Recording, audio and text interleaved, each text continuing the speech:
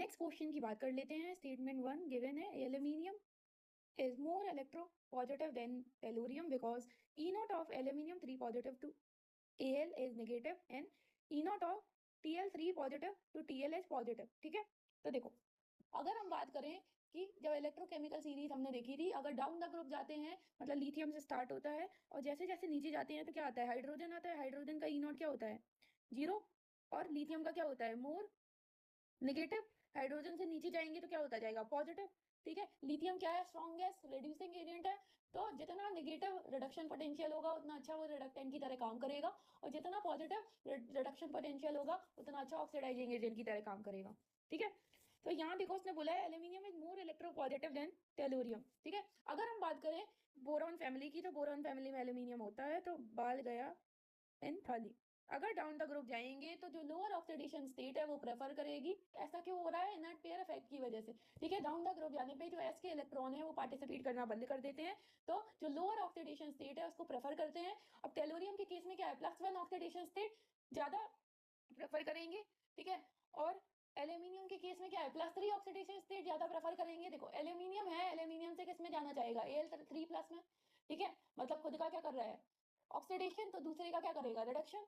In the same way, ठीक है, अगर मान लो हम बात कर रहे हैं टेलुरियम है, इसकी जाने की टेंडेंसी तो Tl+1 में है, लेकिन वो जा किस में रहा है, Tl3+ में। ठीक है, अगर उसके रिडक्शन पोटेंशियल की बात करें, सपोज कि वो 3 पॉजिटिव में है, तो वो 3 पॉजिटिव से किस में जाना चाहेगा, +1 में ना। ठीक है, वो अपने आप को क्या करना चाहेगा, रिड्यूस। खुद को रिड्यूस कर रहा है तो दूसरे को क्या करेगा, ऑक्सीडाइज करेगा, तो ये क्या है, ऑक्सीडाइजिंग एजेंट की तरह काम करना चाहेगा। ठीक है, तो हम बोल सकते हैं कि एल्यूमिनियम क्या है, मोर इलेक्ट्रोपॉजिटिव है देन टेलुरियम।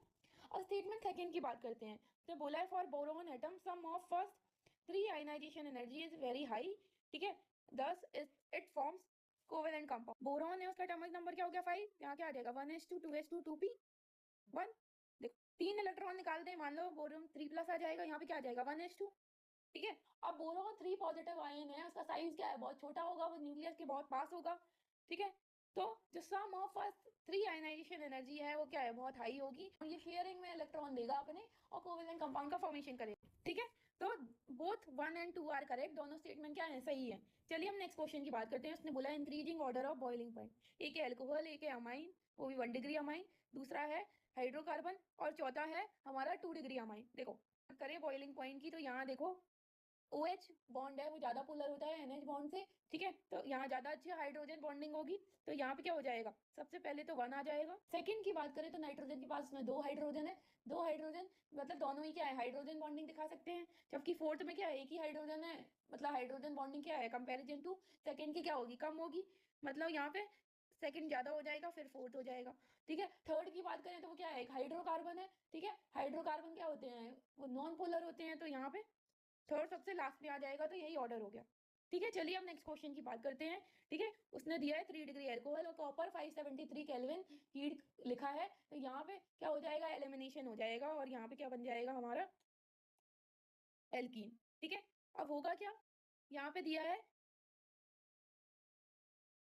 Benzoic acid. ठीक है, देखो यहाँ पे H+ भी दिया है, तो यहाँ पे क्या होगा, कार्बोकेटाइन का फॉर्मेशन होगा। ठीक है, अब कार्बोकेटाइन का फॉर्मेशन होगा, देखो ये क्या है, C+H, ये क्या है, डीएक्टिवेटिंग ग्रुप। ठीक है, तो यहाँ पे देखो ये तो अटैक करने नहीं जाएगा, तो यहाँ पे होगा क्या, यहाँ सीरियल क्राफ्ट एल्काइलेशन है वो तो पॉसिबल ही नहीं है, तो हमारे पास क्या है, फिनॉल है। ठीक है, और हमारे पास क्या है, कि इलेक्ट्रॉन डेफिशिएंट स्पीसीज है, इसको बोले हम कार्बोकेटाइन। ठीक है, OH के पास क्या है, लोन पेयर है, तो जो OH के लोन पेयर हैं वो क्या करेंगे, अटैक कर देंगे इस कार्बोकेटाइन पे, तो यहाँ पे क्या बन जाएगा, कुछ ऐसा आ जाएगा, C डबल बॉन्ड O, ये OH, और ये कुछ ऐसे जुड़ जाएगा। ठीक है, अब O पे तो पॉजिटिव चार्ज है। ठीक है, O पे पॉजिटिव चार्ज क्या होता है, अनस्टेबल, इसको शॉर्ट में लिख लो, ये बन जाएगा PH C double bond O, और यहाँ पे कुछ ऐसा बन जाएगा। यही हमारा फाइनल आंसर है, क्योंकि यहाँ पे और कोई पॉसिबिलिटी थी नहीं। नेक्स्ट क्वेश्चन क्या कह रहा है, स्टेटमेंट 1 है 2,4 diethyl cyclohexanone and 2 methyl 6 propyl cyclohexanone are metamers. Statement second कह रहा है 2,2 6,6 tetraethyl cyclohexanone will show tautomerism. सबसे पहले क्या है, साइक्लोहेक्सेनोन बना लो, अप टू 4 पोजीशन पे क्या लगा है? इथाइल लगा दिया। यहाँ पे 2 और 6 पोजीशन पे क्या लगा है? मिथाइल और प्रोपाइल। ठीक है, यहाँ पे देखो अगर हम मॉलिक्यूलर फॉर्मूला की बात करेंगे तो दोनों जगह क्या होगा? सेम होगा। ठीक है, एक साइक्लोहेक्सेनोन की रहेंगे तो दोनों जगह सेम है। बाकी यहाँ 4 कार्बन, यहाँ पे भी 4 कार्बन। ठीक है, देखो यहाँ पे क्या है, जो कीटोन ग्रुप है, जो C डबल बॉन्ड O है, उससे जो दोनों साइड ग्रुप है वो क्या है? डिफरेंट है। तो हम बोलेंगे ये दोनों क्या है? मेटामर्स। ठीक है, अगला क्या कह रहा है कि हमारे पास क्या है? साइक्लोहेक्सेनोन है। इसने बोला है 2 पे क्या लगा है? इथाइल। ठीक है, और भी 2, 6 पे भी क्या लगा है? 2 इथाइल। ठीक है, लगा दिए हमने। उसने बोला है कि विल शो टॉटोमेरेजो। देखो ये कार्बोनिल है, यहाँ अल्फा, ये अल्फा कार्बन, ये अल्फा कार्बन, तो यहाँ नो अल्फा हाइड्रोजन, मतलब टॉटोमेरेजम है नॉट पॉसिबल। ठीक है, तो ये वाला तो सही हो गया, ये वाला गलत है। ठीक है, चलिए हम अगले क्वेश्चन की बात करते हैं। उसने बोला है 0.25 moles of a non volatile and non ionisable compound is mix with 1 mole of solvent. ठीक है, तो हमारे पास देखो जो मोल्स ऑफ सॉल्यूट है वो कितने गिवन है? 0.25 मोल्स। जो मोल्स ऑफ सॉल्वेंट है वो कितने गिवन है?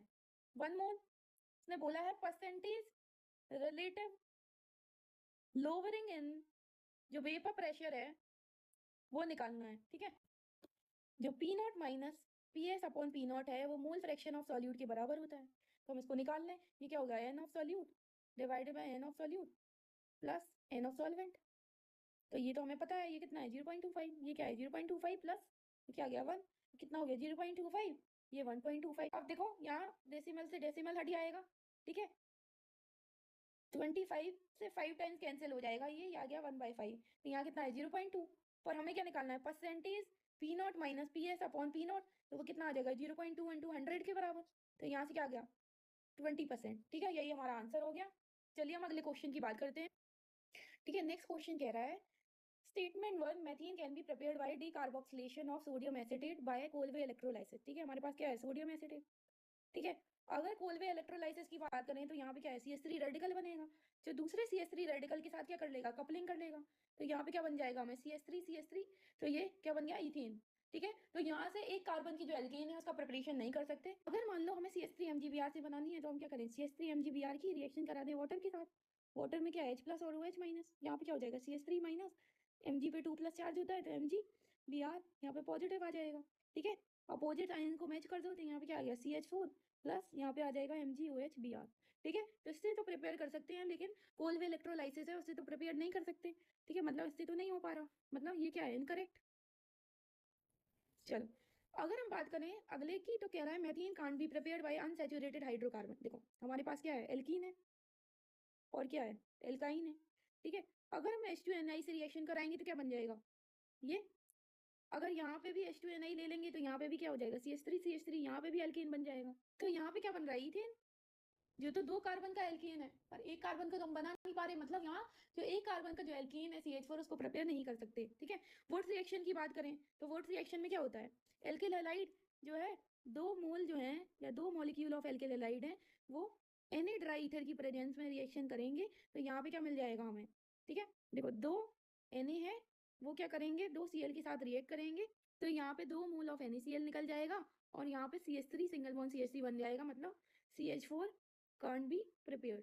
ठीक है, देखो तो ये भी क्या हो गया? गलत हो गया, मतलब हमारे दोनों ही स्टेटमेंट हैं वो क्या है? गलत है। चलिए हम नेक्स्ट क्वेश्चन की बात करते हैं। रिएक्शन है A रिवर्सिबल B।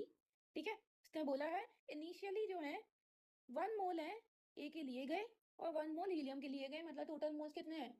2 के बराबर। उसने बोला है वॉल्यूम क्या है? 10 लीटर के बराबर। अब इक्विलिब्रियम पे क्या होगा? 1 से कुछ x डिसोसिएट होगा, यहाँ पे x फॉर्म होगा। ठीक है, यहाँ पे क्या है? Kc की वैल्यू गिवन है। अगर हम क्या करें, ये तो क्या है हमारे मोल्स, यहाँ भी क्या है? मोल्स। अगर इक्विलिब्रियम पे कॉन्सेंट्रेशन की बात करें तो यहाँ देखो क्या हो जाएगा? 1 माइनस x/10।